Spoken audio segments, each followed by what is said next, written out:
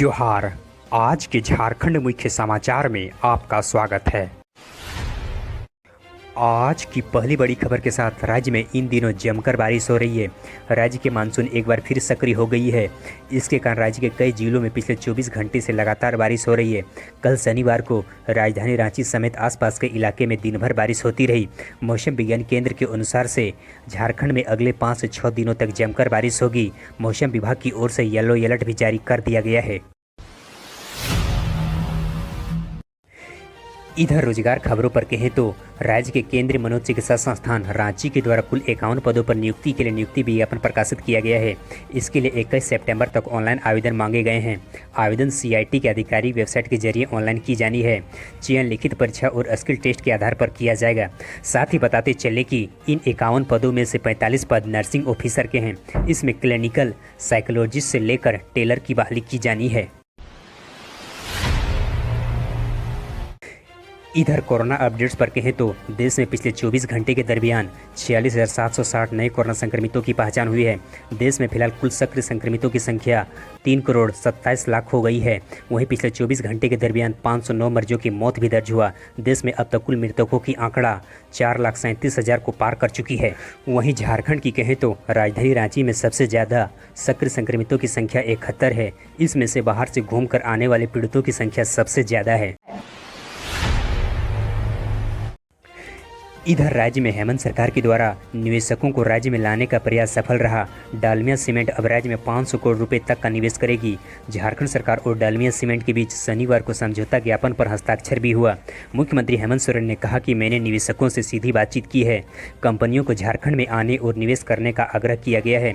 बताते चले कि मुख्यमंत्री हेमंत सोरेन नई दिल्ली स्थित होटल ताज में आयोजित 2 दिवसीय इन्वेस्टर समिट के पहले दिन बिजनेस टू गवर्नमेंट मीटिंग में निवेशकों से मुलाकात के दौरान उक्त बातें कही। इधर शिक्षा जगत की खबरों पर कहें तो राज्य में इस वर्ष मैट्रिक और इंटर के परीक्षा पैटर्न में बदलाव किया जा सकता है। राज्य के स्कूली शिक्षा व साक्षरता विभाग के द्वारा इसकी तैयारी भी शुरू कर दिया गया है। इस संबंध में प्रस्ताव भी तैयार कर लिया गया है। प्रस्ताव को 1-2 दिनों पर अंतिम रूप दिया जाएगा। कोरोना के कारण राज्य में मैट्रिक और इंटर की परीक्षा CBSE के तर्ज पर 2 चरणों पर लिया जा सकता है। पहले चरण की परीक्षा दिसंबर में, वहीं दूसरे चरण की परीक्षा मार्च में लेने की तैयारी है। कोरोना के कारण अगर दोनों परीक्षा नहीं हो सकी तो एक ही परीक्षा के आधार पर रिजल्ट प्रकाशित किया जाएगा। इधर राज्य के शिक्षा मंत्री श्री जगन्नाथ महतो की तबीयत एक बार फिर अचानक बिगड़ गई है। उन्हें राजधानी रांची के मेदांता अस्पताल में भर्ती किया गया है। हॉस्पिटल में इलाज कर रहे डॉक्टरों के मुताबिक मंत्री को हल्की उल्टी शिकायत के साथ अस्पताल में भर्ती किया गया है, जहां कोविड से संबंधित सभी अपडेट्स को देखे गए। फिलहाल उन्हें ICU ऑब्जर्वेशन में रखा गया है। उनकी स्थिति में सुधार हो रही है। 1-2 दिनों तक भर्ती में रहने के बाद उन्हें अस्पताल से छुट्टी किया जाएगा। बताते चलें कि शिक्षा मंत्री पिछले साल कोविड होने के कारण उनका लंग ट्रांसप्लांट किया गया है। 14 जून को ही चेन्नई से राजधानी रांची वापस लौटे हैं।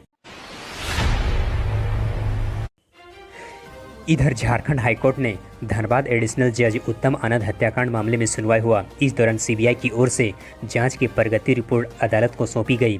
इसके अवलोकन के बाद अदालत ने कहा कि इस जांच से यह बात सामने आ रही है कि ऑटो के धक्के से ही जज की मौत हुई है। ऑटो चालक ने प्रोफेशनल तरीके से जज को टक्कर मारी है, लेकिन जाँच में हत्या की मंशा और षड्यंत्र की जानकारी नहीं हो पा रही है। साथ ही अदालत ने CBI से कहा कि जल्द ही षड्यंत्र का पता लगाया जाए, नहीं तो बाद में और भी दिक्कतें हो सकती है। इधर राज्य में कक्षा 1 से 8वीं तक के छात्रों के लिए जल्दी स्कूल खोलने की संभावना नजर आ रही है।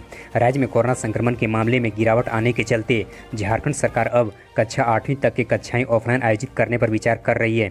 बताते चलें कि झारखंड सरकार के द्वारा कक्षा 9 से 12वीं तक के लिए स्कूलों को फिर से खोल दिया गया है, लेकिन कक्षा 1 से 8वीं तक के स्कूलों को खोलने पर कोई निर्णय नहीं लिया गया है। मीडिया रिपोर्ट की माने तो इस पर भी जल्द ही निर्णय लिया जाएगा। इधर राज्य के नए प्रदेश कांग्रेस अध्यक्ष राजेश ठाकुर को शनिवार को दोपहर करीब 1:45 बजे दिल्ली से राजधानी रांची एयरपोर्ट पहुंचे, जहां उनका ढोल नगाड़ा के साथ जमकर स्वागत किया गया। उसके साथ अन्य 4 कार्यकारी अध्यक्ष गीता कोड़ा, बंधु तिर्की, जलेश्वर महतो, शाहजानंद अनवर भी पहुंचे। एयरपोर्ट पर मंत्री बादल पत्रलेख ने इन नेताओं की अगुवाई करते हुए स्वागत किया। सबको फूल देकर स्वागत किया गया। स्वागत करने वाले कार्यकर्ताओं की संख्या इतनी अधिक रही कि एयरपोर्ट पर देर शाम तक जाम की स्थिति बनी रही। इधर केंद्र सरकार के 3 नए कृषि कानूनों के खिलाफ जारी प्रदर्शनों को अगुवाई कर रहे संयुक्त किसान मोर्चा ने 25 सितंबर को भारत बंद करने का बड़ा आह्वान किया है। किसान संगठनों ने शुक्रवार को कहा कि इसका कदम उद्देश्य है कि पिछले साल नवंबर से शुरू हुए किसान आंदोलन को और विस्तार देना है, अतः 25 सितंबर को भारत बंद किया जाता है। इधर देश में कल शनिवार को प्रधानमंत्री जन धन योजना के 7 साल पूरे हुए। इस पर प्रधानमंत्री श्री नरेंद्र मोदी ने ट्वीट करते हुए कहा कि आज पीएम जन धन योजना के 7 साल पूरे हो रहे हैं, एक ऐसी पहल जिसमें भारत के विकास को गति हमेशा के लिए बदल दिया है। इस योजना ने वित्त समावेशन और समान जीवन सुनिश्चित करने के साथ ही अनगिनत भारतीयों को सशक्तिकरण सुनिश्चित किया गया। इसके साथ ही जन धन योजना में पारदर्शिता को मजबूत करने में मदद मिलेगी।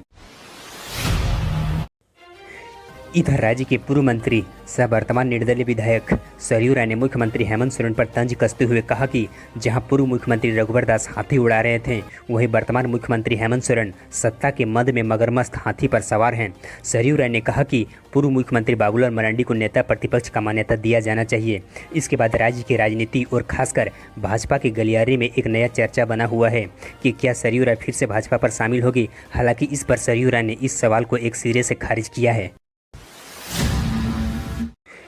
इधर देश विदेश के खबरों पर कहें तो अफगानिस्तान के काबुल एयरपोर्ट पर बम धमाके में अमेरिका समेत दुनिया को दहलाने वाले आतंकी संगठन इस्लामिक स्टेट के खिलाफ अमेरिका ने कार्रवाई शुरू कर दिया है। काबुल एयरपोर्ट पर हुए धमाके में अपने 13 जवान खोने के बाद अमेरिका ने आतंकियों से बदला लेना शुरू कर दिया है। काबुल हमले में एक दिन के बाद ही अमेरिका ने अफगानिस्तान के IS आतंकियों के खिलाफ एयर स्ट्राइक को शुरू कर दिया है और हमले के प्लानर यानी साजिशकर्ता को मार गिराया। आप अपने निर्देश या सलाह देने के लिए नीचे कमेंट बॉक्स में हमें कमेंट करें। हमारे हौसला अफजाई के लिए इस वीडियो को लाइक करें और अपने मित्रों के साथ अधिक से अधिक शेयर करें। हम फिर मिलते हैं कल के अपडेट्स के साथ, तब तक के लिए धन्यवाद।